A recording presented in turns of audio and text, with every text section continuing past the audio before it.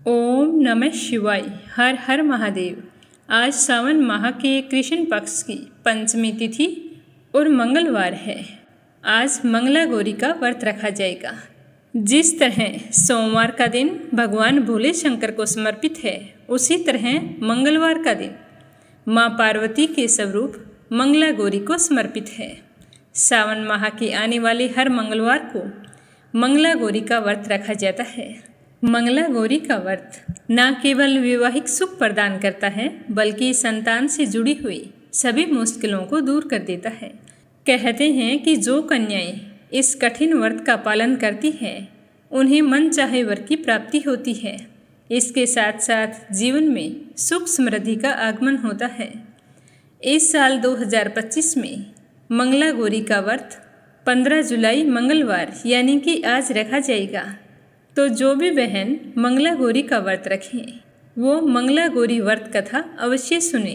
मंगलवार का दिन मंगला गौरी के साथ साथ भगवान रुद्र के अवतार हनुमान जी बाबा को भी समर्पित है और सावन के महीने हनुमान जी बाबा की पूजा का महत्व और भी अधिक बढ़ जाता है। कहते हैं कि जो भी व्यक्ति मंगलवार के दिन सिंदूर और घी से हनुमान जी बाबा को तिलक करता है और चरणों में चमेली का तेल अर्पित करता है, उसकी सारी मनोकामनाएं पूर्ण होती हैं। आप सभी के सुख सौभाग्य की कामना करते हुए सुनते हैं आज की कथा। हमेशा की तरह सबसे पहले अपने सुनेंगे गणेश जी भगवान की कहानी। तो प्रेम भाव से कहिए, गणेश जी महाराज की जय हो। एक बार की बात है कि एक बुढ़िया गणेश जी भगवान की बहुत ही भक्ति किया करती थी। सुबह जल्दी उठती, स्नान करके पहले गणेश मंदिर जाती, गणेश जी को सिंदूर से तिलक करती और गुड़ का भोग लगाती। बड़े ही श्रद्धा भाव से गणेश जी के नामों का स्मरण किया करती थी। यह उसका नियम था। चाहे आंधी हो या तूफान, वह बुढ़िया गणेश जी के मंदिर जरूर जाती थी। ऐसा करते करते सालों बीत गए तो गणेश जी भगवान उस बुढ़िया की भक्ति से बहुत ही प्रसन्न हुए।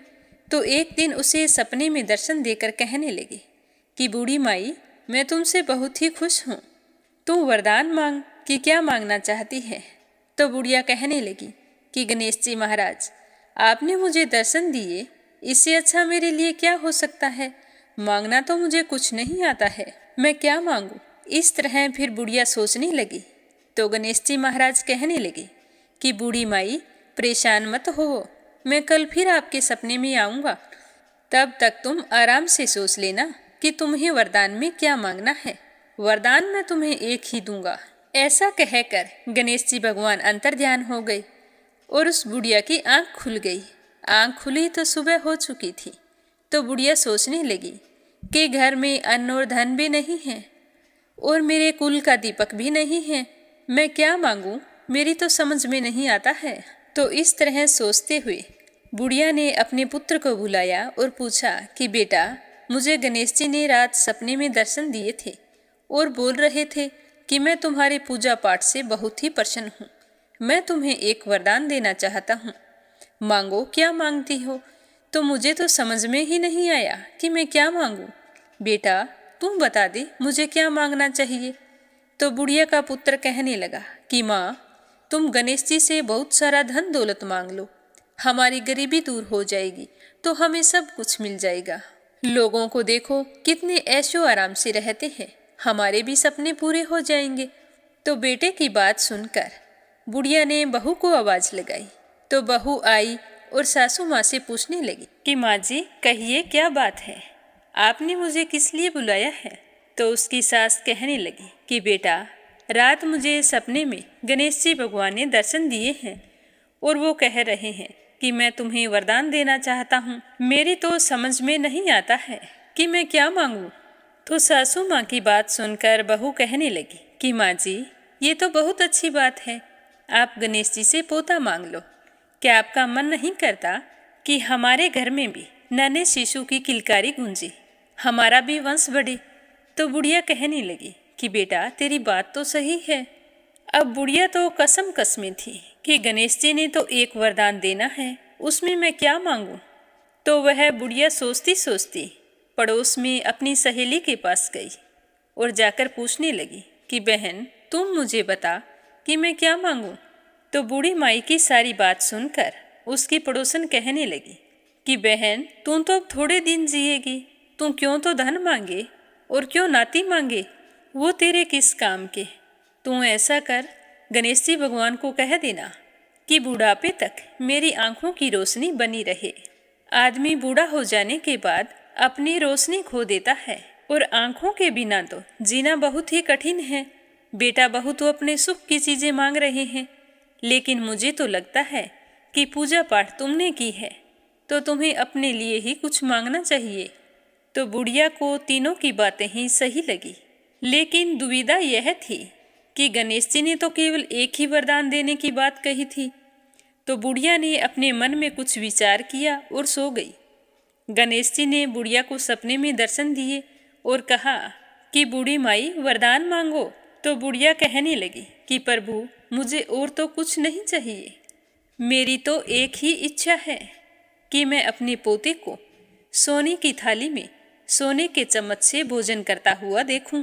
तो बुढ़िया की बात सुनकर गणेश जी मुस्कुराते हुए कहने लगे कि मैया, तू तो बोल रही थी कि मुझे मांगना ही नहीं आता, लेकिन तूने तो मुझे ठग लिया। तूने तो एक ही वरदान में अपने लिए आंखें, धन और पोता तीनों चीज मांग लिए। आंखें होगी तो देख पाओगी, धन होगा तो पोता सोने की थाली में भोजन करेगा। तुमने तो बहुत ही चतुराई से एक ही वरदान में सारी चीजें मांग ली है। मैं तुम्हारी भक्ति और बुद्धिमानी से बहुत ही प्रसन्न हूँ।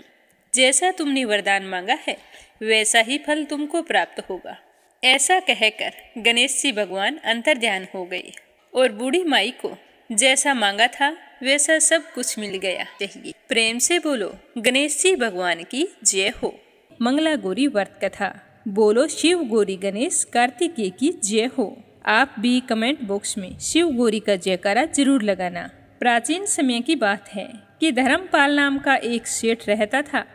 वह बहुत ही अमीर था, उसके पास धन की कोई कमी नहीं थी। कहा जाता है कि वह सेठ बहुत ही दानी और दूसरों की सहायता के लिए तैयार रहने वाला और सर्वगुण संपन्न था। सेठ धर्मपाल महादेव का बड़ा भक्त था।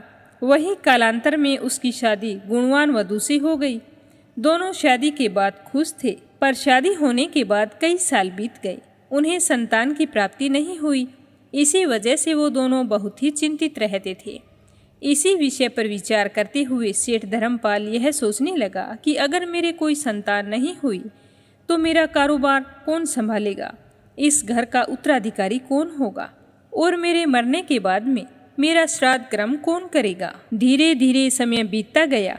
फिर एक दिन सेठ धर्मपाल की पत्नी ने संतान के संबंध में किसी पंडित से संपर्क करने की सलाह दी। तो अपनी पत्नी की बात सुनकर सेठ जी एक बहुत ही प्रसिद्ध पंडित के पास गए और जाकर उन्हें अपनी बात बताई। तो उस विद्वान पंडित ने सेठ धर्मपाल की बात सुनकर कहा कि तुम दोनों पति पत्नी महादेव और पार्वती जी की पूजा करो और व्रत रखो। तो पंडित की सलाह पर सेठ धर्मपाल और उसकी पत्नी ने भगवान शिव गौरी की विधि अनुसार पूजा उपासना शुरू कर दी। उन दोनों की भक्ति से प्रसन्न होकर एक दिन माता पार्वती जी प्रकट होकर बोली कि हे देवी, तुम्हारी भक्ति से मैं बहुत प्रसन्न हूँ, तुम वर मांगो, क्या मांगना चाहते हो। तो माता पार्वती जी की बात सुनते ही सेठ धर्मपाल की पत्नी ने देवी से संतान प्राप्ति की कामना की। इसके बाद पार्वती जी ने उन्हें संतान प्राप्ति का वरदान दे दिया और साथ ही कहा कि तुम्हारी संतान अल्पायु होगी। तो एक साल बाद धर्मपाल की पत्नी ने बहुत ही सुंदर पुत्र को जन्म दिया। फिर पुत्र का नामकरण किया गया। तो धर्मपाल की पत्नी ने पंडित जी को पार्वती जी के द्वारा दिए गए वरदान के बारे में सारी बात बताई और कहा कि मेरा बेटा अल्पायु है, उसके लिए मुझे क्या करना चाहिए। तो पंडित ने सेठ धर्मपाल को अपने पुत्र की शादी मंगला गौरी व्रत करने वाली कन्या से करने की सलाह दी। तो जैसे ही उनका पुत्र बड़ा हुआ तो उन्होंने उसके लिए रिश्ते की तलाश शुरू कर दी।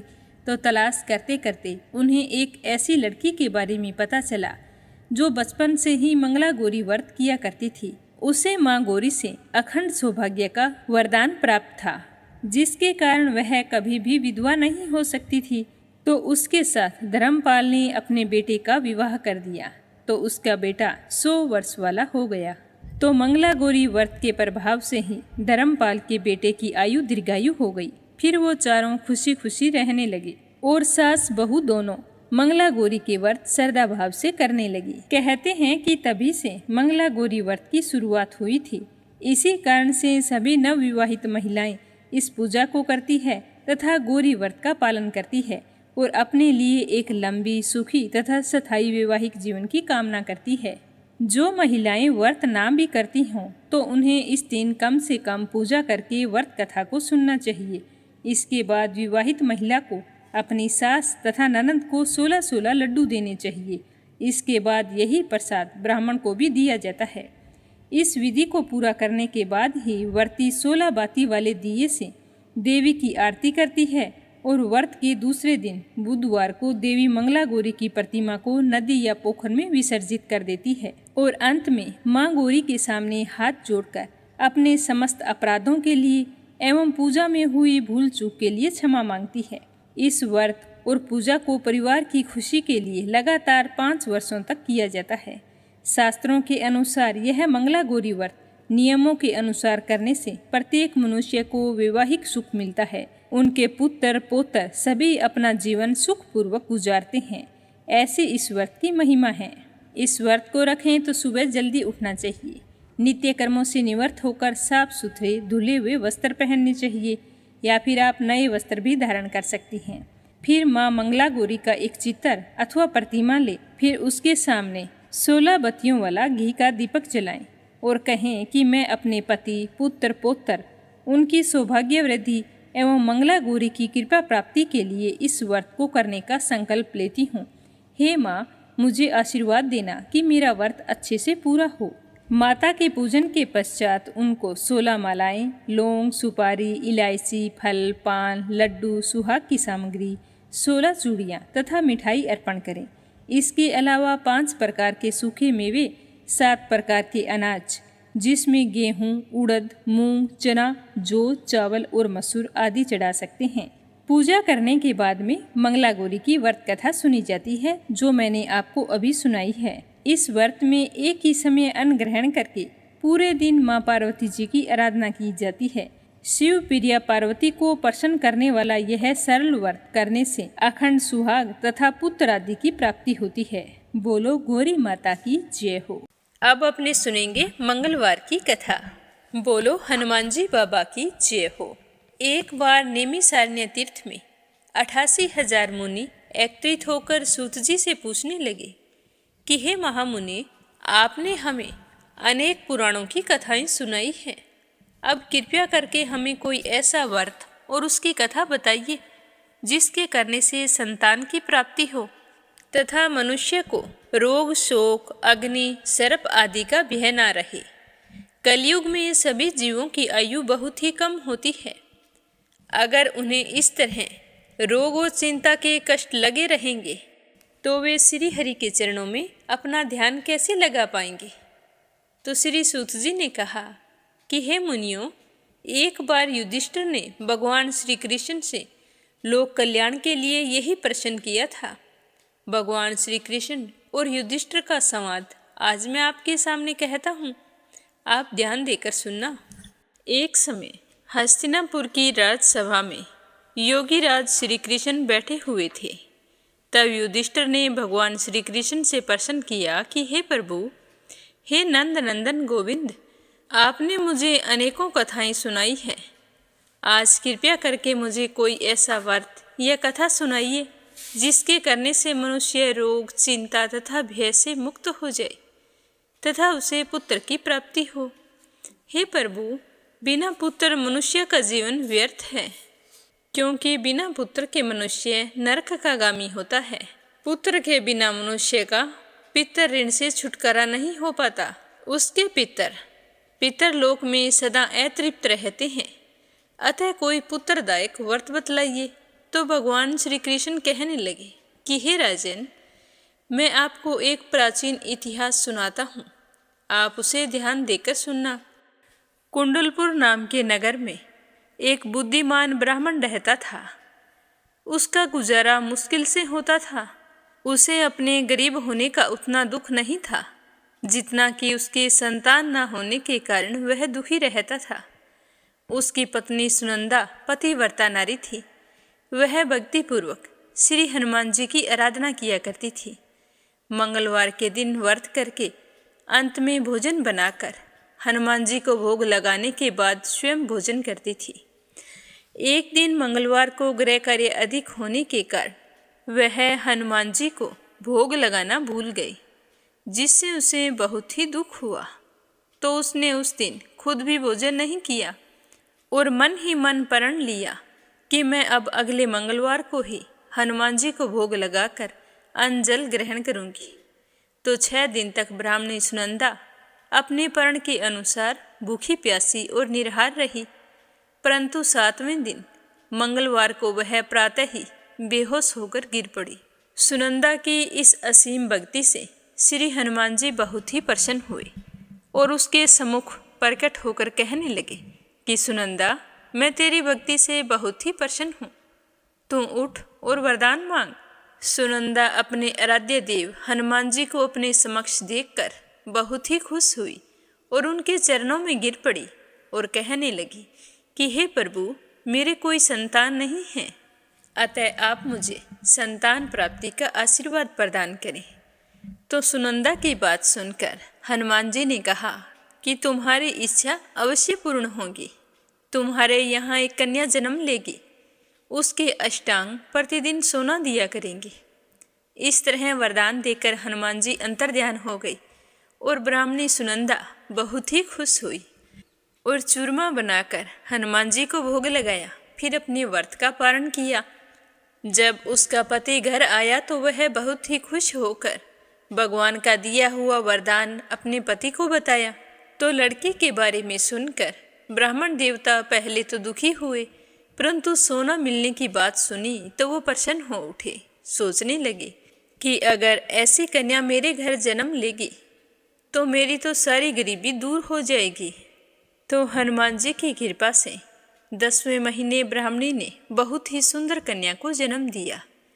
10वें दिन ब्राह्मण ने अपनी उस बालिका का नामकरण संस्कार करवाया।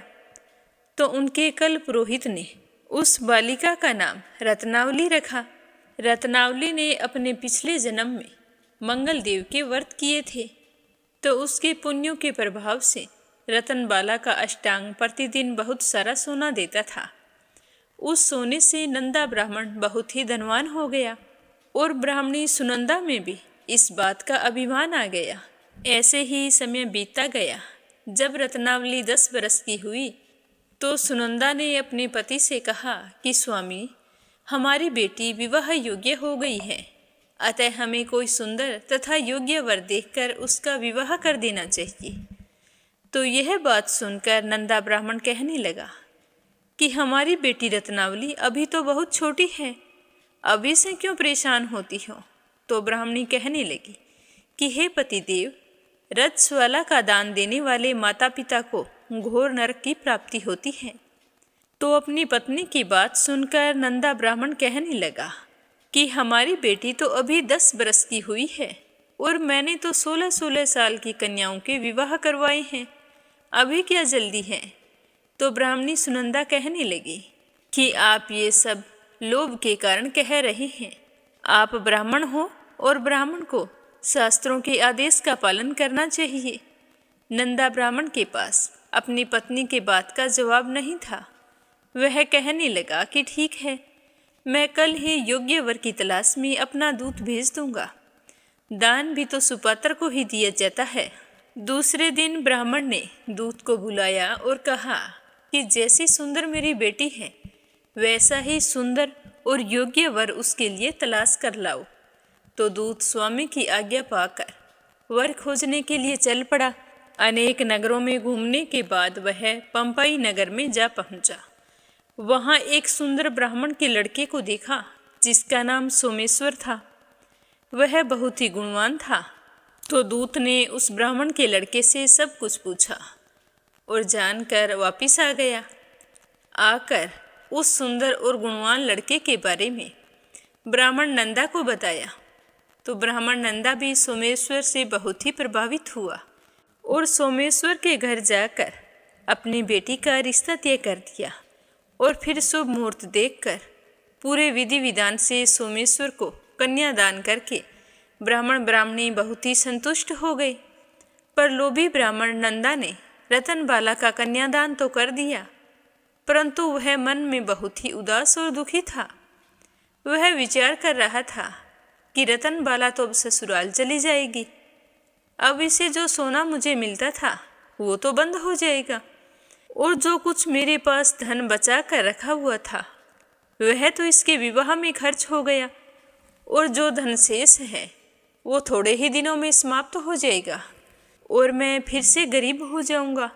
तो मुझे कोई ऐसा उपाय करना चाहिए जिससे रतनबाला मेरे घर पर ही रहे।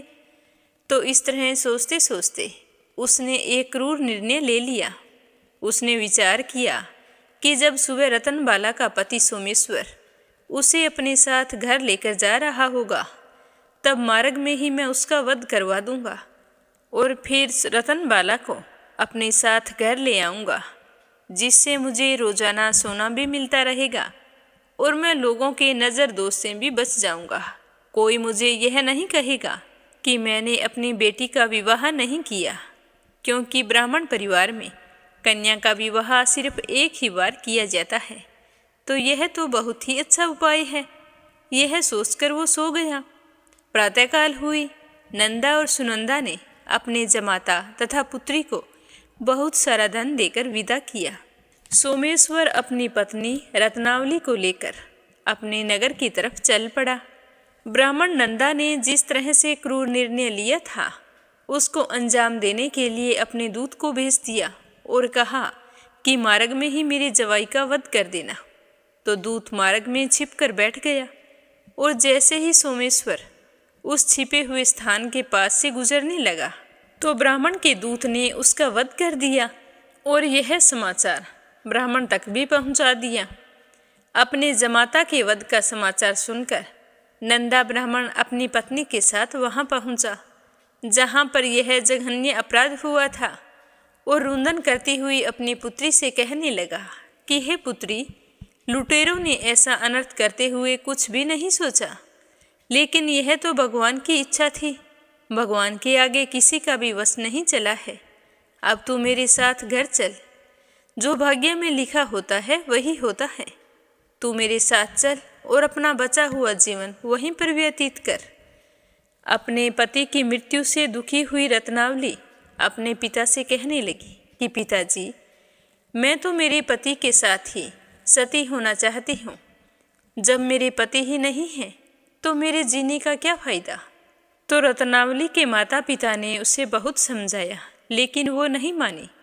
उसने तो मरने की ठान ली थी। उसने विलाप करते हुए अपने माता पिता से सती होने की इच्छा बताई। तो वह ब्राह्मण नंदा विचार करने लगा कि मैंने अपने जवाई का वध करवा के इस पाप को अपने सर लिया है। रतनबाला तो अपने पति के साथ ही अपने प्राण तक देने को तैयार है, तो मेरा तो दोनों तरफ से मरना हो गया। अब ना तो धन मिलेगा और जवाई का वध करवाने के कारण मुझे यम यातना भोगनी पड़ेगी, वो अलग। यह सोचकर वह ब्राह्मण बहुत ही दुखी हुआ। फिर सोमेश्वर की चिता बनाई गई। रतनबाला सती होने की इच्छा से पति का सर अपनी गोद में रखकर चिता में बैठ गई। जैसे ही चिता को अग्नि दी गई, वैसे ही प्रसन्न होकर मंगलदेव वहाँ पर प्रकट हो गए और कहने लगे कि हे रत्नावली, मैं तेरी पति भक्ति से बहुत ही प्रसन्न हूँ। तू वरदान मांग। तो रतनबाला ने अपने पति का जीवन दान मांगा। तो मंगलदेव कहने लगे कि रतनबाला, तेरा पति अजर अमर है, इसके अलावा तेरी कोई और इच्छा हो तो वो मांग। तो रतनबाला कहने लगी कि हे ग्रहों के स्वामी, यदि आप मुझ पर इतने ही प्रसन्न हैं तो मुझे यह वरदान दीजिए कि जो भी मनुष्य मंगलवार के दिन प्रातःकाल लाल पुष्प लाल चंदन से आपका पूजन करे, उसे रोग व्याधि ना हो, स्वजनों से उसका कभी वियोग ना हो, सर्प अग्नि तथा स्त्रुओं का कोई भय ना रहे, उसका घर परिवार सभी प्रकार के सुखों से भरा रहे, ऋणकर्ता ऋण से मुक्त होकर धन संपत्ति का स्वामी हो जाए, जो स्त्री मंगलवार का व्रत करे वह कभी विधवा न हो। तो रतनबाला की बात सुनकर मंगलदेव तथास्तु कहकर अंतर्ध्यान हो गई। मंगलदेव की कृपा से सोमेश्वर जीवित हो गया। अपने पति को पुनः जीवित पाकर रतनबाला बहुत ही प्रसन्न हुई। सोमेश्वर अपनी पत्नी को लेकर अपने नगर को चला गया। रतनबाला को यह पता चल गया था कि उसके पति की हत्या लोभ के कारण उसके पिता ने करवाई है, लेकिन उसने किसी को कुछ नहीं बताया। उसने अपने पिता को क्षमा कर दिया। पति पत्नी आजीवन मंगल व्रत करने लगे और मंगलदेव की कृपा से इस लोक का सुख ऐश्वर्य भोग कर अंत में स्वर्ग लोक को गई। हे हनुमान जी बाबा, जो भी व्यक्ति मंगलवार के दिन व्रत रखकर आपकी इस परम पावन कथा को सुने, उसकी सारी मनोकामनाएं पूर्ण करना और अपना आशीर्वाद हमेशा उस पर बनाए रखना। बोलो हनुमान जी बाबा की जय हो। अब अपने सुनते हैं श्री स्कंद पुराण का आगे का अध्याय, तो प्रेम भाव से सुनते रहिए। बोलो श्री स्कंद पुराण की जय हो, शिव परिवार की जय हो। नारद जी कहते हैं कि हे अर्जुन, पूर्व काल की बात है, काशीपुरी में मांटी नाम से प्रसिद्ध एक महायशस्वी ब्राह्मण हुआ करते थे। वे जप करने वालों में सर्वश्रेष्ठ थे। महाभाग मांटी रुद्र के नामों का जप किया करते थे, पर दुर्भाग्य की बात थी कि उनके कोई पुत्र नहीं था। अतः पुत्र के लिए रुद्र मंत्रों का जप करते करते उनके 100 वर्ष पूरे हो गए। तो उनकी कठिन तपस्या देखकर भगवान शंकर बहुत ही प्रसन्न हुए और उसे दर्शन देकर कहने लगे कि हे मांटी, मैं तुम्हारी तपस्या से बहुत ही प्रसन्न हूँ। मैं तुम्हें वरदान देता हूँ कि तुम्हें एक बुद्धिमान पुत्र उत्पन्न होगा, जिसका प्रभाव और पराक्रम मेरे ही समान होगा। वह तुम्हारे संपूर्ण कुल का उद्धार करेगा। भगवान शंकर का यह वरदान सुनकर मांटी को बड़ा हर्ष हुआ। कुछ काल के अनंतर महात्मा मांटी की पत्नी ने गर्भ धारण किया। उन्हें गर्भ धारण किए 4 वर्ष बीत गए, परंतु गर्भ का बालक माता का उदर छोड़कर बाहर नहीं निकलता।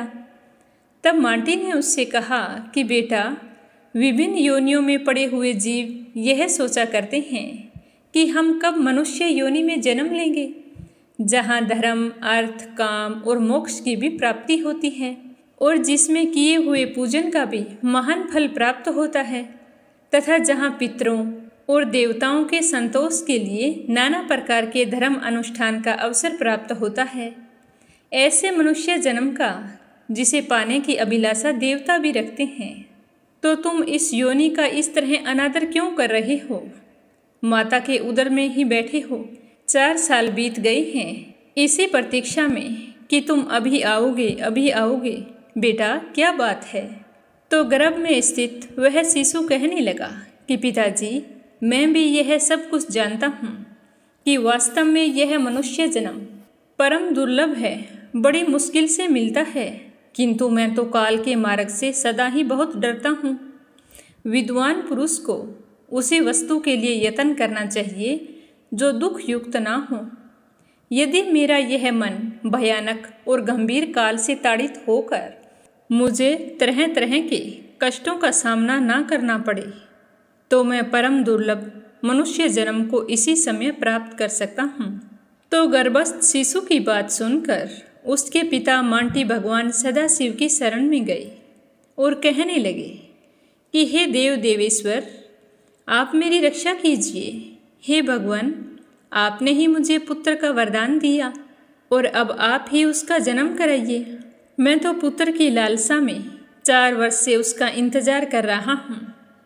तब मांटी की अतिशय भक्ति से संतुष्ट होकर भगवान महेश्वर अपनी विभूतियों से कहने लगे कि ज्ञान, धर्म, वैराग्य तथा ऐश्वर्य और अज्ञान, अधर्म, अवैराग्य तथा अनैश्वर्य, तुम सारे लोग जल्दी से जाओ और मांटी के पुत्र को समझाओ। तब वे विभूतियाँ सदाशिव की आज्ञा पाकर उस गर्भ के पास उसे समझाने के लिए जाती है और कहती है कि महामते मांटी कुमार, तुम्हें अपने मन में भय नहीं करना चाहिए। हम चारों धर्म, ज्ञान, वैराग्य और ऐश्वर्य तुम्हारे मन से कभी अलग नहीं होंगे। तत्पश्चात अधर्म आदि कहने लगे कि हम तुम्हारे पास कभी नहीं आएंगे। तुम्हें नमस्कार है, तुमको हमसे कोई भय नहीं होगा। इन विभूतियों के द्वारा ऐसा आश्वासन मिलने पर वह गर्भ का बालक शीघ्र ही बाहर निकल आया। जन्म लेते ही वह कांपने और रोने लगा। तब विभूतियों ने कहा कि हे माटे, तुम्हारा पुत्र अब भी काल मार्ग से भयभीत होकर कांपता और रोता है, इसीलिए यह काल भीति नाम से प्रसिद्ध होगा। इस प्रकार वरदान देकर वे विभूतियाँ महादेव जी के पास चली गई और वह बालक शुक्ल पक्ष के चंद्रमा के समान प्रतिदिन बढ़ने लगा। संस्कारों से सुसंस्कृत होने पर उस बुद्धिमान बालक ने पाशुपत मंत्र की दीक्षा ली और सदोजाति 5 मंत्रों का जप करते हुए वह तीर्थ यात्रा में तत्पर हो गया। हे अर्जुन, जब महिसागर संगम रूप गुप्त क्षेत्र के गुणों का वर्णन सुना तो सुनकर काल भीति भी वहाँ चला गया और मही के जल में स्नान करके 1 करोड़ मंत्र का जप किया। जप समाप्त करके जब वह लौटा तो उसने थोड़ी ही दूरी पर एक बिलव का वृक्ष देखा। वहाँ जप करते समय उस ब्राह्मण की इंद्रियां लय को प्राप्त हो गई। वह क्षण भर में केवल परमानंद स्वरूप को प्राप्त हो गया। उसके उस ब्रह्मानंद की तुलना स्वर्ग आदि के सुखों से कदापि नहीं हो सकती। 2 घड़ी तक समाधि में स्थित होने के पश्चात वह पुनः पूर्व अवस्था में आ गया। यह देखकर काल भीति को बड़ा ही विस्मय हुआ।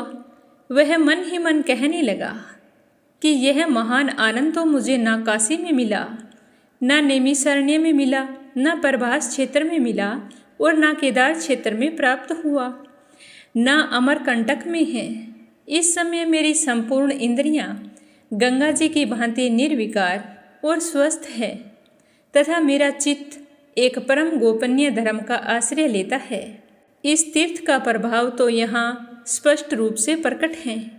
कहते हैं कि जो स्थान सब प्रकार के दोषों से रहित, पवित्र और संपूर्ण उपद्रवों से शून्य हो, वहाँ निवास करने वाले पुरुष की बुद्धि धर्म के कार्य में सहस्त्र गुना हो जाती है। इसीलिए इस तीर्थ के प्रभाव से मैं मन ही मन अनुभव करता हूँ कि यह स्थान काशी आदि प्रधान तीर्थों से भी श्रेष्ठ है। अतः मैं यहीं रहकर बड़ी भारी तपस्या करूँगा। ऐसा विचार करके काल भीति उस बिलव वृक्ष के नीचे एक पैर के अंगूठे के अग्रभाग से खड़े होकर मंत्रों का जप करने लगे। जप का नियम ग्रहण करने के पश्चात वे 100 वर्षों तक जल की एक एक बूंद पीकर रहे। 100 वर्ष पूर्ण होने पर उनके सामने एक मनुष्य जल से भरा हुआ घड़ा लेकर आया। उसने काल भीति को प्रणाम करके बड़े हर्ष से कहा कि हे महामते, आज आपका नियम पूरा हो गया है, आप यह जल ग्रहण कीजिए। तो काल भीति उसकी बात सुनकर कहने लगी कि आप किस वर्ण के हैं तथा आपका आचार व्यवहार कैसा है, यह सब कुछ मुझे यथार्थ रूप से बतलाइए। आपके जन्म और आचार जान लेने पर मैं यह जल ग्रहण करूँगा, अन्यथा नहीं करूँगा। तो वह मनुष्य कहने लगा कि मैं अपने माता पिता को तो नहीं जानता, अपने आप को सदा इसी रूप में देखता हूँ। आचारों और धर्मों से मेरा कोई प्रयोजन नहीं है। तो काल भीति ने कहा कि यदि ऐसी बात है तो मैं आपका जल कभी ग्रहण नहीं करूँगा। इस विषय में मेरे गुरु ने वैदिक सिद्धांत के अनुसार जो उपदेश दिया है वह तुम ध्यान से सुनो। जिसके कुल का ज्ञान ना हो, जिसके जन्म में वीर्य शुद्धि का अभाव हो, उसका अन्न खाने और जल पीने वाला साधु पुरुष तत्काल ही कष्ट में पड़ जाता है। जो हीन वर्ण का है तथा जो भगवान शिव का भक्त नहीं है, इन 2 प्रकार के मनुष्यों को दान देते समय उसे लेने का अनाधिकारी समझना चाहिए। तो काल भीति की बात सुनकर वह मनुष्य कहने लगा कि मुझे तो तुम्हारी इस बात पर बड़ी हंसी आती है। तुम बड़े अविवेकी हो। जब सारे भूतों में सदा भगवान शंकर ही निवास करते हैं, तब किसी के भी प्रति भली या बुरी बात नहीं कहनी चाहिए, क्योंकि इससे भगवान शिव की निंदा हो जाती है। जो अपने और दूसरों के बीच अंतर मानता है, उस भेददर्शी पुरुष के लिए मृत्यु अत्यंत घोर भय उपस्थित करती है। अथवा यदि शुद्धि का भी विचार किया जाए तो बताओ, इस जल में क्या अपवित्रता है? यह घड़ा मिट्टी का बना हुआ है और अग्नि से पकाया गया है, और फिर यह घड़ा जल से भर दिया गया है।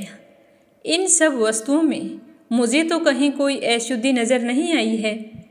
यदि कहें कि मेरे संसर्ग से अशुद्धि आ गई है तो यह भी स्पष्ट नहीं है, क्योंकि वैसी दशा में जब मैं इस पृथ्वी पर हूँ तो आप यहाँ पर क्यों रहते हैं? बताइए, आप इस पृथ्वी पर चलते क्यों हैं? आपको तो ऐसा करना चाहिए कि आप आकाश मार्ग में चलो। इस पृथ्वी पर तो मेरा स्पर्श होता रहता है, इसीलिए यहाँ पर मत रुको। इस प्रकार विचार करने पर आपकी बात तो मुझे मूर्खों की सी जान पड़ती है। तो उस मनुष्य की बात सुनकर कालभीति ने कहा कि यदि ऐसा कहा जाता है कि संपूर्ण भूतों में एक शिवजी ही है, जो कथन मात्र के लिए सबको शिव मानने वाले नास्तिक लोग भक्ष्य भोजन आदि पदार्थों को छोड़कर मिट्टी क्यों नहीं खाते हैं, राख और धूल क्यों नहीं फांकते हैं? इसीलिए संसार की व्यवहार सिद्धि के लिए एक मर्यादा स्थापित की गई है, जो समय से ही सफल होती है, अन्यथा नहीं। आप उस मर्यादा को सुना करें। पूर्व काल में पितामह ने इस 5 भौतिक जगत की सृष्टि की और उसे नाम्य प्रपंच से बांध दिया। उस नाम प्रपंच के 4 भेद हैं: ध्वनि, वर्ण, पद और वाक्य। ये ही नामात्मक प्रपंच के 4 आधार स्थान हैं। इनमें ध्वनि नाद स्वरूप है। ओमकार संपूर्ण अक्षर ही वर्ण कहलाते हैं।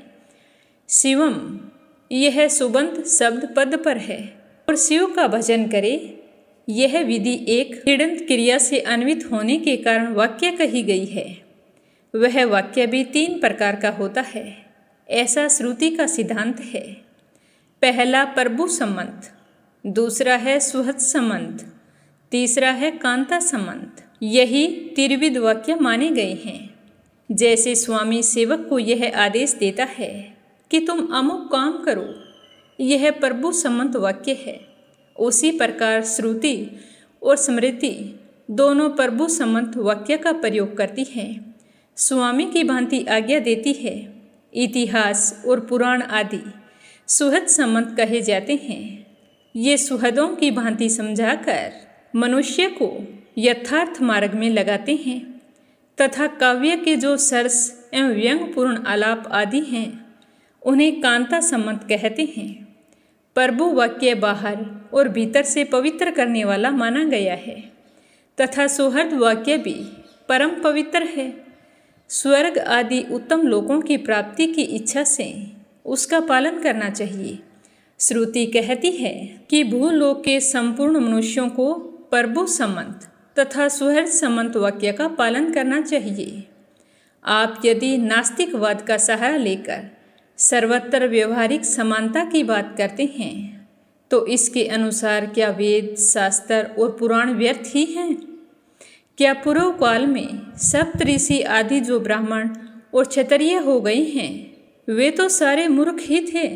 मुझे तो लगता है कि केवल आप ही चतुर हैं, जो वेद, वेदांग और वेदांत का अनुसरण करने वाले एवं सतव गुण में स्थित हैं। वे ऊपर के लोकों में गमन करते हैं। रजोगुणी मनुष्य मध्यवर्ती भूलोक में निवास करते हैं और तमोगुणी जीव नीचे के लोकों में अथवा नरकों में रहते हैं। सात्विक आहार तथा सात्विक आचार विचार से ही मनुष्य स्वर्गगामी होता है। अतः सदाचार का सदा ही ध्यान रखना चाहिए। हम आपकी बातों में दोष ढूंढते हैं, ऐसी बात भी नहीं है। हम यह नहीं कहना चाहते कि संपूर्ण भूतों में भगवान शिवजी नहीं हैं। भगवान तो संपूर्ण भूतों में है ही, किंतु इस विषय में मैं जो उपमा दे रहा हूँ उसे तुम ध्यान देकर सुनिए। जैसे सोने के बने हुए बहुत से आभूषण होते हैं, उनमें कोई तो विशुद्ध सोने के होते हैं और कुछ खोटे भी होते हैं। खरे खोटे सभी आभूषणों में है तो सोना ही। इस प्रकार ऊंच नीच, शुद्ध अशुद्ध सब में भगवान सदा से विराजमान है। जैसे खोटा सोना शोधित होने पर शुद्ध सोने के समान एकता को प्राप्त होता है, उसी प्रकार इस शरीर को भी व्रत, तपस्या और सदाचार आदि के द्वारा शोधित करके शुद्ध बना लेने पर मनुष्य निश्चय ही स्वर्ग लोक में जाता है। अतः बुद्धिमान पुरुष को उचित है कि वह हीन या अपवित्र वस्तु को किसी प्रकार भी ग्रहण ना करे। यदि वह इस प्रकार अपने शरीर का शोधन कर ले तो शुद्ध होने पर निश्चय ही स्वर्ग लोक को प्राप्त हो सकता है। जो पुरुष व्रत उपवास करके शुद्ध हो गया है, वह भी यदि सबसे प्रतिग्रह लेने लगे तो थोड़े ही दिनों में अवश्य पतित हो जाता है। इसीलिए मैं स्पष्ट कह देना चाहता हूँ कि आपका यह जल मैं किसी तरह भी ग्रहण नहीं करूँगा। आपके द्वारा जल पीने से मना करना भला हो या बुरा हो, पर मैं जल नहीं पीऊँगा, क्योंकि मेरे लिए वेद ही परम प्रमाण है। काल भीति के ऐसा कहने पर वह मनुष्य हंसने लगा। उसने दाहिने अंगूठे से भूमि को खुरेदते हुए एक बहुत बड़ा खड्डा तैयार किया और फिर उसी गड्ढे में वह सारा जल डाल दिया और उस जल से वह गड्ढा भर गया। यह परम अद्भुत कार्य देखकर ब्राह्मण देवता को कोई आश्चर्य नहीं हुआ, क्योंकि भूत प्रेत आदि की उपासना करने वाले लोगों में अनेक प्रकार की विचित्र बातें होती हैं। उस विचित्रता के चक्कर में पड़कर अपने सनातन वैदिक मार्ग का परित्याग कभी नहीं करना चाहिए। तो वह मनुष्य कहने लगा कि हे ब्राह्मण देव, आप तो बड़े भारी मूर्ख हैं। मैंने मूर्ख तो आज तक देखे थे, पर आप जैसा महामूर्ख नहीं देखा।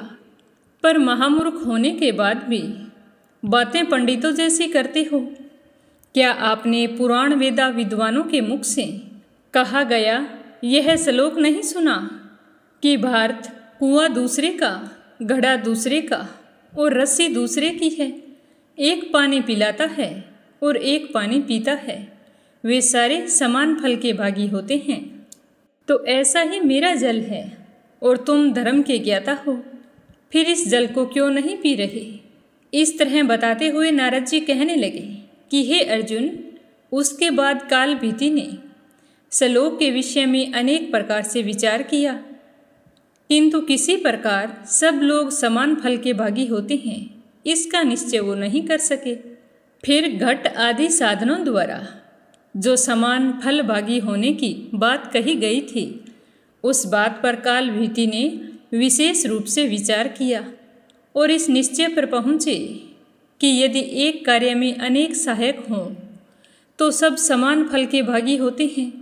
जैसे एक नौका निर्माण कराने में यदि अनेक पुरुषों ने धन लगाया है तो उन सब का उसमें समान भाग होता है। इसी प्रकार कर्ता को प्राप्त होने वाला सब फल सहकारियों में बंटकर समान हो जाता है। तो इस तरह बार बार विचार करके काल भीति ने उस मनुष्य से कहा कि हे भद्र पुरुष, आपका यह कहना तो ठीक है, कूप और तालाब के जल को ग्रहण करने में कोई दोष नहीं है। आपने तो अपने घड़े के जल से ही इस गड्ढे को भरा है। यह बात प्रत्यक्ष देखकर मेरे जैसा मनुष्य कैसे इस जल को पी सकता है? हाँ, अगर मैंने इस जल को देखा नहीं होता और खड्डे में पड़ा हुआ सीधा पानी देखकर मैं इसे अवश्य पी लेता। अतः यह अच्छा हो या बुरा हो, मैं इस जल को नहीं पीना चाहता। तो काल भीति के इस प्रकार दृढ़ निश्चय कर लेने पर वह पुरुष हंसकर क्षण भर में वहाँ से अंतर्ध्यान हो गया। तो इस तरह उसके वहाँ से अंतर्ध्यान होने पर काल भीति को बड़ा ही आश्चर्य हुआ और वो बार बार सोचने लगे कि यह क्या वृतांत है। तभी उस बेल वृक्ष के नीचे पृथ्वी से एक परम सुंदर शिवलिंग प्रकट हो गया, जो संपूर्ण दिशाओं को प्रकाशित कर रहा था। इंद्र ने उसके ऊपर पारिजात के फूलों की वर्षा की। देवता तथा मुनि नाना प्रकार के स्तोत्रों द्वारा स्तुति करने लगे।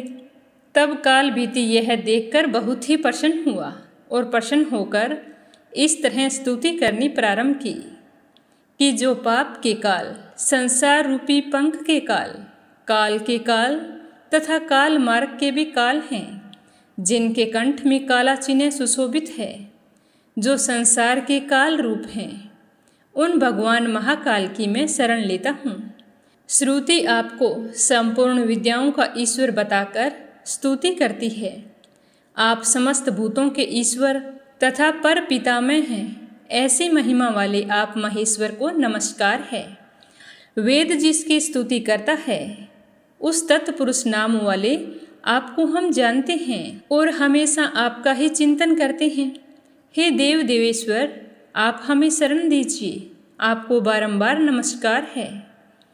हे अर्जुन, काल भीति के इस प्रकार स्तुति करने पर महादेव जी ने उस लिंग से निकलकर काल भीति को प्रत्यक्ष दर्शन दिए और अपने तेज से त्रिलोकी को प्रकाशित करते हुए कहा कि हे ब्राह्मण, तुमने इस महातीर्थ में रहकर मेरी जो अतिशय आराधना की है, उससे मैं बहुत ही संतुष्ट हूँ। हे वत्स, काल तुम्हारे ऊपर किसी भी प्रकार शासन नहीं कर सकता। मैं ही तुम्हारी धर्म निष्ठा देखने के लिए मनुष्य रूप में यहाँ पानी का घड़ा लेकर आया था। यह धर्म मार्ग धन्य है, जिसका तुम्हारे जैसे धर्मज्ञों द्वारा पालन होता है। मैंने यह गड्ढा और तालाब सब तीर्थों के जल से ही भरा है। यह परम पवित्र जल है और तुम्हारे लिए मैंने इसका संग्रह किया है। तुमने जो मेरी स्तुति की है, उसमें वैदिक मंत्रों का रहस्य भरा हुआ है। मैं तुम पर बहुत ही प्रसन्न हूँ। तुम मुझसे कोई मनोवांछित वर मांगो, मैं तुम्हारे लिए कुछ भी वरदान देने के लिए तैयार हूँ। तो भोले शंकर की बात सुनकर काल भीति ने कहा कि भगवान शंकर, यदि आप मुझ पर संतुष्ट हैं तो मैं धन्य हूँ। मुझ पर आपका महान अनुग्रह है। आपके संतोष से ही सब धर्म सफल होते हैं, अन्यथा वे सब श्रम देने वाले ही माने गए हैं। हे प्रभु, यदि आप संतुष्ट हैं तो सदा यहाँ निवास करें। आपके इस शुभ लिंग पर जो भी दान पूजन आदि किया जाए, वह सब अक्षय हो। हे देव देवेश्वर, 5000 मंत्र जपने से जो फल प्राप्त होता है, वही फल मनुष्यों को इस शिवलिंग का दर्शन करने मात्र से हो जाए। हे महेश्वर, आपने काल मार्ग से मुझे छुटकारा दिलाया है, इसीलिए यह शिवलिंग महाकाल के नाम से प्रसिद्ध हो। जो मनुष्य इस कूप में स्नान करके पितरों का तर्पण करे, उसे सब तीर्थों का फल प्राप्त हो और उसके पितरों को अक्षय गति प्राप्त हो। तो काल भीति की यह बात सुनकर भगवान शिव शंकर बहुत ही प्रसन्न हुए और कहने लगे कि जहाँ स्वयंभू लिंग हो, वहाँ मैं नित्य निवास करता हूँ। स्वयंभू लिंग, रतनमय लिंग, धातुज लिंग, 75 निर्मित लिंग तथा चंदन आदि लेप जनित लिंग हैं। इनमें अंतिम लिंग की अपेक्षा पूर्व वाले लिंग 10 गुना अधिक फल देने वाले होते हैं। आकाश में तारकामय लिंग, पाताल में हाटकेश्वर लिंग तथा भूमंडल पर स्वयंभू लिंग, ये तीनों शुभ होते हैं। तुमने विशेष रूप से जिसके लिए प्रार्थना की है, वह सब कुछ पूर्ण होगा। यहाँ फूल, फल, पूजा, नैवेद्य और स्तुति निवेदन करना तथा दान या दूसरा कोई भी शुभ कर्म करना, सब का सब अक्षय होगा। बेटा, माघ मास के कृष्ण पक्ष की चतुर्दशी को शिव योग में जो लिंगार्चन के पहले कूप में स्नान करके पितरों का तर्पण करेगा, उसे सब तीर्थों के फल की प्राप्ति होगी तथा उसके पितरों की अक्षय गति होगी। और उसी दिन की रात्रि में जो प्रत्येक पहर में महाकाल का पूजन करेगा, उसे सब लिंगों के समीप जागरण करने का फल प्राप्त होगा। जो पुरुष सदा जितेंद्रिय रहकर शिवलिंग में मेरी पूजा करेगा, भोग और मोक्ष उससे कभी भी दूर नहीं रहेंगे। जो चतुर्दशी, अष्टमी, सोमवार तथा पर्व के दिन इस सरोवर में स्नान करके शिवलिंग की पूजा करेगा, वह शिव को प्राप्त होगा। यहाँ किया हुआ जप, तप और रुद्र जप सारे के सारे अक्षय होंगे। तुम नंदी के साथ मेरे दूसरे द्वारपाल बनोगे। हे वत्स, काल मार्ग पर विजय पाने से तुम चिरकाल तक महाकाल के नाम से प्रसिद्ध होवोगे। यहाँ बहुत ही जल्द राज ऋषि करदम आने वाले हैं। उन्हें धर्म का उपदेश करके तुम मेरे लोक में चले आना। इस तरह कहकर भगवान रुद्र उस लिंग में ही लीन हो गई।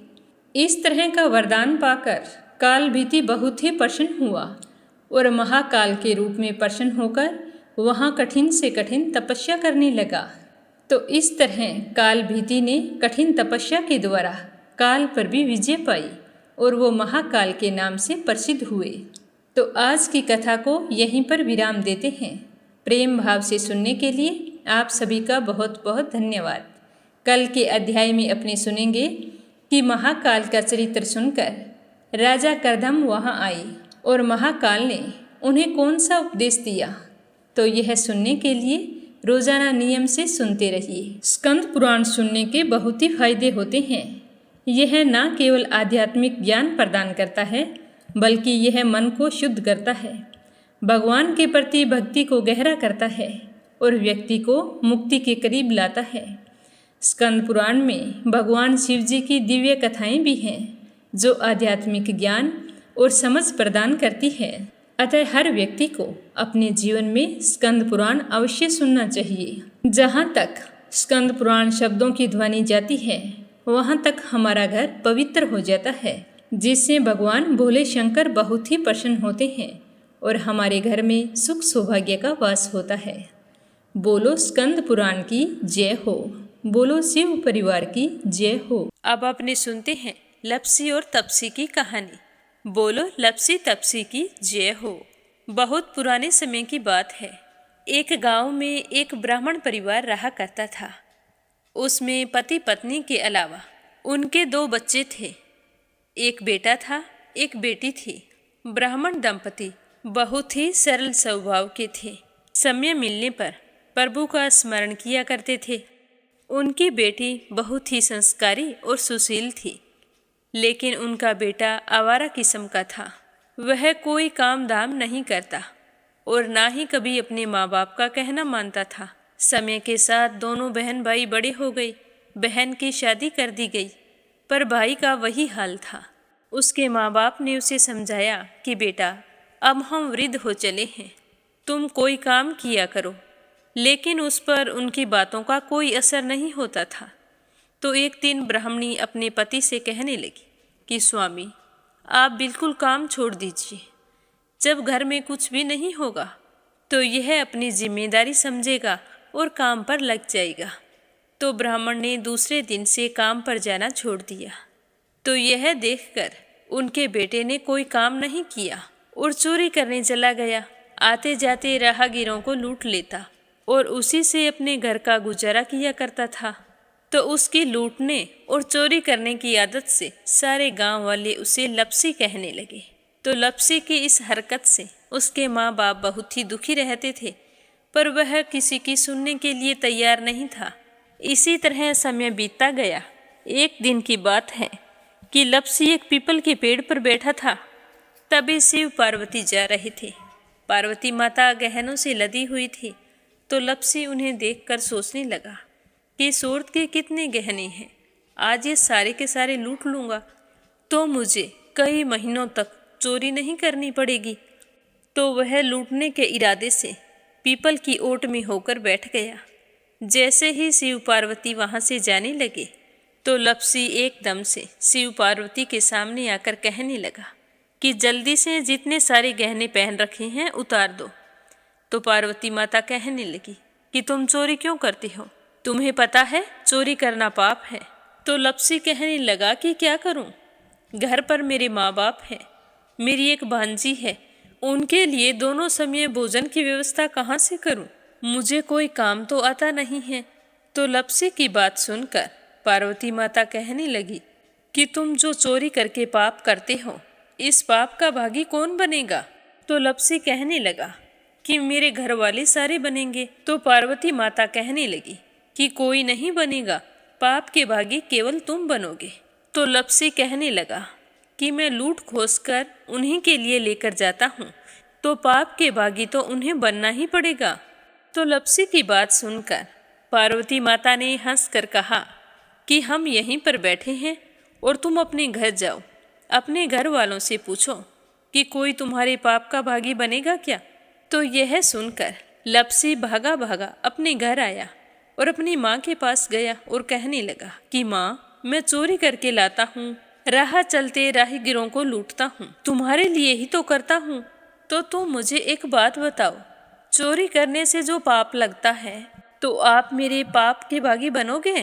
तो लपसी की बात सुनकर उसकी माँ कहने लगी कि बेटा, मैंने तो तुमसे नहीं कहा कि तुम चोरी करके लाओ, तुम कमा कर लाओ, हमें तो 2 वक्त की रोटी चाहिए, मैं तो तुम्हारी पाप की भागी नहीं बनूंगी।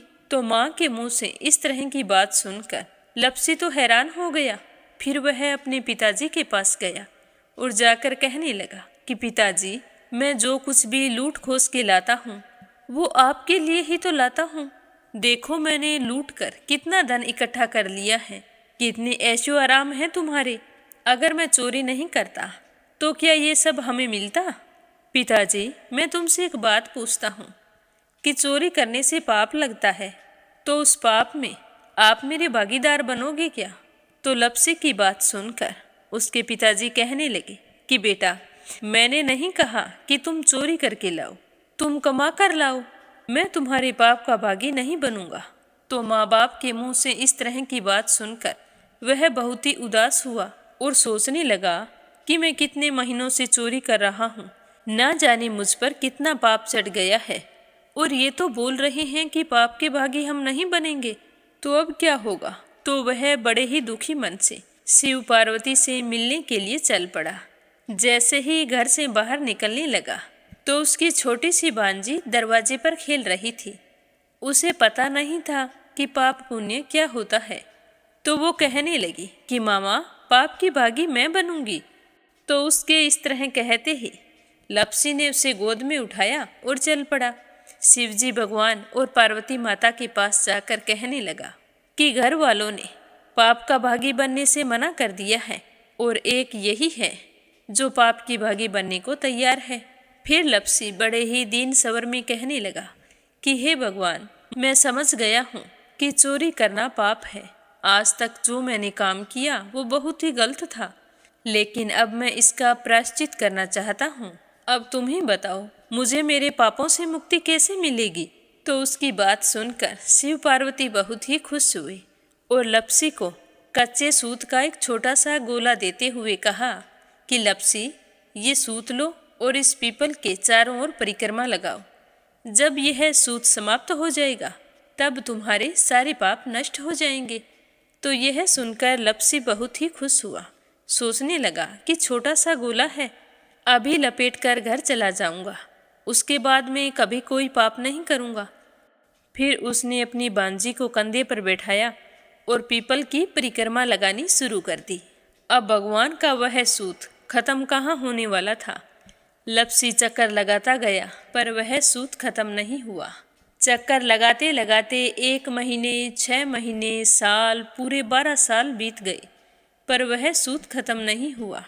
12 साल बाद एक बार फिर शिव पार्वती जी वहाँ से गुजर रहे थे तो पार्वती माता ने कहा कि स्वामी, चलो लपसी को चलकर देखते हैं। तो शिवजी कहने लगे, वो चोरी करने वाला, लूटने वाला कब का चला गया होगा। तो पार्वती माता कहने लगी कि नहीं स्वामी, चलकर देखने में क्या जाता है, चलो एक बार देखते हैं। तो शिव पार्वती जी जैसे ही पीपल वृक्ष के पास आए तो देखा कि लपसी तो अब भी चक्कर लगा रहा है।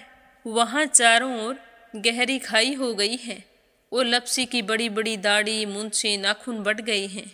तो यह देखकर पार्वती माता ने कहा कि देखो स्वामी, आप तो कह रहे थे कि वो कब का ही चला गया, देखो इसके मन में सच्ची भक्ति है।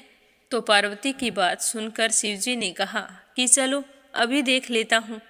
तो यह कहकर शिवजी ने एक सोने का कड़ा लपसी के आगे फेंक दिया। तो लपसी ने झट से उसके ऊपर पैर कर लिया। फिर अचानक से उसका ध्यान शिव पार्वती जी की ओर गया तो वो हाथ जोड़कर कहने लगा कि भगवान, अब तो मेरे पाप समाप्त हो गए होंगे, आप मुझे यहाँ से जाने की आज्ञा दीजिए। आपका यह सूत अभी तक खत्म नहीं हुआ है। तो शिवजी भगवान ने कहा कि तुम्हारे पाप कर्म भी अभी तक पूरे नहीं हुए हैं। तो शिवजी की बात सुनकर लप्सी कहने लगा कि भगवान, मुझे पूरे 12 वर्ष हो गए हैं आपकी भक्ति करते करते, और अब भी आप मुझ पर शक कर रहे हैं। तो शिवजी ने कहा कि अपना पैर उठाओ। तो जैसे ही लप्सी ने अपना पैर उठाया तो उसके पैर के नीचे सोने का कड़ा था। तो यह देखकर लप्सी शर्मिंदा हो गया और कहने लगा कि प्रभु, गलती हो गई, मुझे माफ़ करो, आगे से मैं ऐसी गलती कभी नहीं करूँगा। तो शिवजी कहने लगे कि नहीं लप्सी, तुम्हारा पाप ऐसे पूरा नहीं हो सकता। अब तुम्हें 12 वर्ष तक और इसी तरह परिक्रमा करनी होगी, उसी के बाद तुम्हारे पाप समाप्त होंगे। यह कहकर शिव पार्वती वहाँ से चले गए और वह फिर से पीपल के पेड़ की परिक्रमा करता रहा। करते करते 12 साल बीत गए। 12 साल बाद में शिव पार्वती जी वहाँ पर आए तो उन्होंने देखा कि आज भी वो वहीं पर चक्कर लगा रहा है। तो शिव जी ने फिर उसके सामने सोने की अंगूठी फेंकी, पर उसने कोई ध्यान नहीं दिया। तो शिव जी भगवान प्रसन्न होकर कहने लगे कि हे लप्सी, आज से तुम मेरी तपस्या करके तपसी बन गए हो। मैं तुम्हें वरदान देता हूँ कि तुम अपने जीवन में सारे सुखों को प्राप्त करेगा। और तूने 24 बरस तक मेरी भक्ति की है, इसका फल भी तुझे अवश्य मिलेगा। जो भी औरत गाय और कुत्ते की रोटी नहीं बनाएगी, उसका पुण्य फल तुम्हें मिलेगा। आंगन लीप कर दहलीज नहीं लीपेगी, तो उसका पुण्य फल भी तुझे ही मिलेगा। अगर हमारे घर की बहन बेटी को हम सूट, तीवल या साड़ी भेंट स्वरूप देते हैं, तो साथ में मोली का धागा और कुछ रुपए नहीं देंगे, तो उसका पुण्य फल भी तुम्हें ही मिलेगा। अगर कोई दिए से दिया जलाएगा, तो उसका पुण्य फल भी तुम्हें ही मिलेगा। अगर व्रत और पूजा पाठ में सारी कहानी सुन ले और तुम्हारी कहानी ना सुने, तो उसका पुण्य फल भी तुम्हें ही मिलेगा। कहा जाता है कि तभी से सुबह पहली रोटी गाय की और सुबह की अंतिम रोटी छोटी बनाई जाती है, और शाम को अंतिम रोटी बड़ी बनाई जाती है जो कुत्ते की होती है। और दिए से दिया भी नहीं जलाया जाता। और घर की बहन बेटियों को सूट और तीवल के साथ भेंट स्वरूप कुछ रुपए भी जरूर दिए जाते हैं। और उसी दिन से हर व्रत कथा के बाद में लप्सी तपसी की कहानी जरूर सुनी जाती है। और कथा समाप्त होने पर कहा जाता है कि लप्सी का फल लप्सी को मिले, तपसी का फल तपसी को मिले। हमारी पूजा पाठ का, हमारे व्रत का और हमारी कहानी का पुण्य फल हमें मिले। बोलो लप्सी तपसी की जय हो। तो ये थी लप्सी और तपसी की कहानी। लप्सी तपसी 2 भाई नहीं थे। लप्सी और तपसी एक ही आदमी का नाम था। लूट कर लाता था, इसीलिए उसे लप्सी के नाम से पुकारते थे। और फिर भगवान की तपस्या करने के कारण उसे तपसी के नाम से जाना जाने लगा। बोलो लप्सी तपसी की जय हो। अब अपने सुनते हैं प्यारे श्रोताओं के नाम। आज का पहला कमेंट सरला रानी करणपुर से। दूसरा है अपराजिता मीना श्रीवास्तव नेपाल से। तीसरा है संजय, सोनिया, हिताक्षी, दीपेश, मयंक हरियाणा से। रवि सेनी, सीमा सेनी मलियाना से। परमेश्वरी रघुवीर सिंह दिल्ली से। आशा शर्मा, विष्णु, ज्योति, अंशु भीलवाड़ा से। एक श्रोता मेरठ से हैं जिन्होंने अपना नाम नहीं बताया। इंदिरा तिवारी, शांति प्रसाद तिवारी, शुभांकित, दीपांकित, सुरभि, जया तिवारी, वैभवी, ऐश्वर्या तिवारी उत्तराखंड से। आरती खैरावर अगरखर से। श्रीचंद यादव गया बिहार से। सीमा जोशी, रवि कुमार जोशी दिल्ली से। यूएन तिवारी, इंदिरा तिवारी लखनऊ से। श्रीमती शर्मा अलीगढ़ से। राधा रोहिला दिल्ली से। संजू सैनी, सुनीता सैनी शेखाड़ा से। तारा मिश्रा, राम नरेश मिश्रा, शुभम मिश्रा, रितेश मिश्रा गोपालगंज से। मंजुला कपूर पंजाब से। शीला सिन्हा, मीरा श्रीवास्तव, ममता श्रीवास्तव माला छम्मा जौनपुर से। धनीराम धर्मशाला हिमाचल प्रदेश से। मोनिका नागर तिगांव से, रजनी बड़ोला उत्तराखंड से, दिल्ली बहादुर भंडारी, सरिता भंडारी, नम्रता भंडारी, सूरज भंडारी नेपाल से, चंद्रकांता दिल्ली से, सुनीता रानी मेरठ से, कोमल निर्मल मुंबई मीरा रोड से, प्रमोद यादव साहो हिमाचल प्रदेश से, अनिल कुमार टिहरी करनाल से, रुक्मणी शर्मा अंबाला से, गीता गोस्वामी सुनीता गोस्वामी मेरठ से, मीरा अग्रवाल बंगाल से, श्यामवती हरियाणा से, विप्लव हांजोंग असम से, उमेश कुमार उत्तर प्रदेश से, हेमा दवे भयंदर मुंबई से, रेखा धर्मेंद्र शर्मा जयपुर से, गंतव्य पांडे पवित्रा पांडे नेपाल से,